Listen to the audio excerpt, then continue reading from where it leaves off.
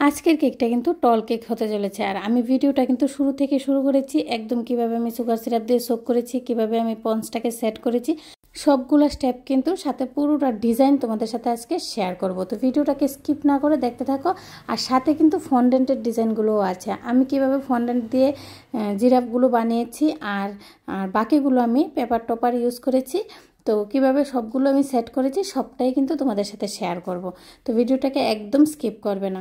Hello friends, আশা করি তোমরা সবাই খুব ভালো আছো, আমি অনেকটাই ভালো আছি। তোমাদের সবাইকে জানাই অনেক অনেক স্বাগত। নতুন আরও একটা কেকের ভিডিও নিয়ে চলে এলাম আমি পিঙ্কি কেক অ্যান্ড কিচেন থেকে। আমার কেক বানানো যদি তোমাদের থেকে ভালো লাগে আর তোমাদের যদি মনে হয় যে অল্প কিছু হলেও শিখতে পেরেছো আর এভাবেই যদি আমার কেকের ভিডিওগুলো দেখতে চাও, তাহলে অবশ্যই চ্যানেলটাকে সাবস্ক্রাইব করে পাশে থাকা বেল আইকনে ক্লিক করে দেবে। তাহলে যখনই আমি কেকের ভিডিওগুলো আপলোড করব সর্বপ্রথম তোমাদের কাছে এসে পৌঁছাবে। যারা এখনও সাবস্ক্রাইব করোনি প্লিজ সাবস্ক্রাইব করে দেবে। তো এখন দেখো আমি কিন্তু একের পর এক কেকের লেয়ারগুলোকে ভালো করে সেট করে নিচ্ছি, ক্রিম দিয়ে ভালো করে আর সুগার সিরাপ দিয়ে ভালো করে সোক করে সেট করে নিচ্ছি। আর যেহেতু এটা টল কেক হবে, তাহলে কিন্তু এখানে আমি 2টা 500 গ্রামের কেক ইউজ করেছি আর 6টা লেয়ারে ভাগ করে নিয়েছি। একটা কেককে যেহেতু আমি 3টা লেয়ারে ভাগ করি, অনেক সময় আমাকে বলে দেওয়া থাকে যে একটা কেককে শুধু 2টা লেয়ারে ভাগ করার জন্য, তখন কিন্তু আমি 2টা লেয়ারে ভাগ করি। আর বেশিরভাগ সময় আমি কিন্তু 3টা লেয়ারেই ভাগ করি কেকটাকে। তো এখন দেখো আমি প্রত্যেকটা স্টেপ কিন্তু তোমাদের সাথে শেয়ার করছি। প্রত্যেকটা পন্স কিন্তু আমি ভালো করে সুগার সিরাপ দিয়ে সোক করে নিচ্ছি আর ভালো করে ক্রিম দিয়ে সেট করে আমি টল কেক বানিয়ে নিচ্ছি। তারপরে কিন্তু আমি রেস্টিংয়ের জন্য কিছুক্ষণের জন্য ফ্রিজে রেখে দেবো। আর পুরোটা কেক কিন্তু আমি ক্রাম কোট করে নেব, তা না হলে কেকের ক্রামসগুলো কিন্তু ক্রিমের সাথে চলে আসবে আর ফিনিশিংটা দিতেও সমস্যা হবে আর দেখতেও অনেকটাই খারাপ লাগবে। তার জন্য কিন্তু ক্রাম কোট করতেই হবে, এটা মাস্ট। তো আমি ভালো করে ক্রাম কোট করে নেব, তারপর কিন্তু আমি সেট হওয়ার জন্য ফ্রিজে রেখে দেবো। আর সেট হয়ে গেলে ভালো করে, তাহলে ফিনিশিংটা খুব সুন্দর আসে তার জন্য।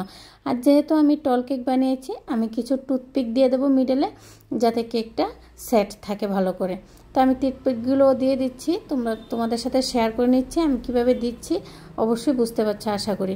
তো আমি ভালো করে টুথপিকগুলো দিয়ে কেকটাকে ভালো করে ক্রাম কোট করে কিন্তু আমি রেস্টিংয়ের জন্য ফ্রিজে রেখে দিয়েছি। এখন কিন্তু আমি ফন্ডেন্টের ডিজাইনগুলো শুরু করে দিয়েছি আর একটা বেবি ডাইনোসর বানাবো।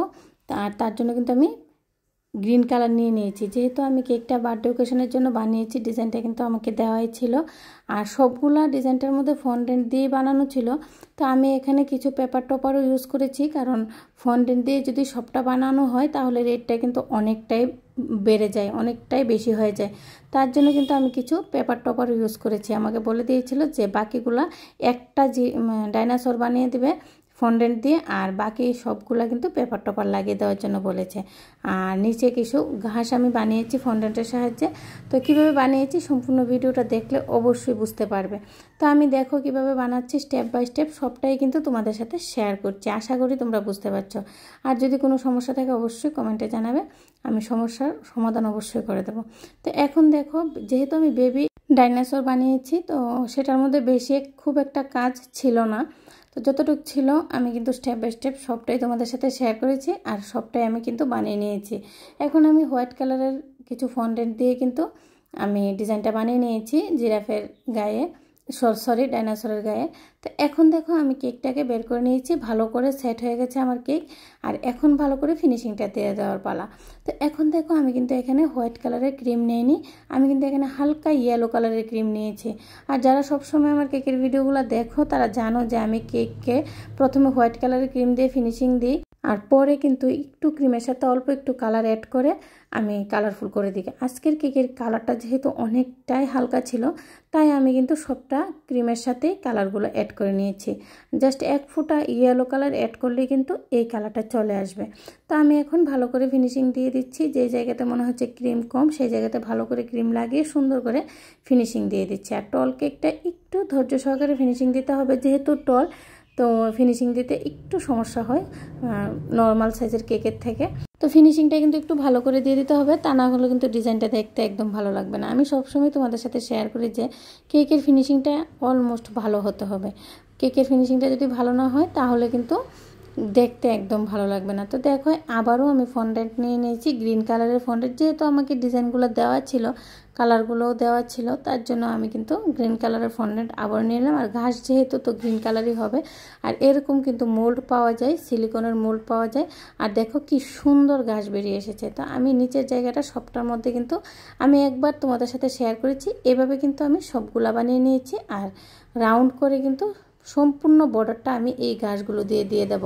আর দেখো কতটা সুন্দর হয়েছে। আর আমি একটু ক্রিম দিয়ে দিয়েছি এখানে, আর উপরে একটু ঘাসও দিয়ে দিয়েছি।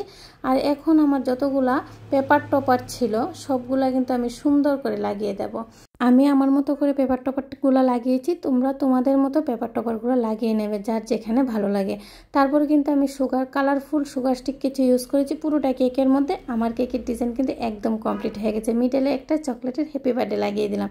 এটা যারা কেকটা অর্ডার করেছিল তাদের ডিমান্ড ছিল, তার জন্য লাগিয়ে দিয়েছি। তো আজকের মতো এই পর্যন্তই। নেক্সট টাইম নতুন আরও একটা কেকের ভিডিও নিয়ে তোমাদের সবার সাথে আবারও দেখা হবে। সবাই খুব ভালো থেকো, সুস্থ থেকো, আনন্দে থেকো। ভিডিওটা দেখার জন্য ধন্যবাদ। রাধে রাধে ফ্রেন্ডস।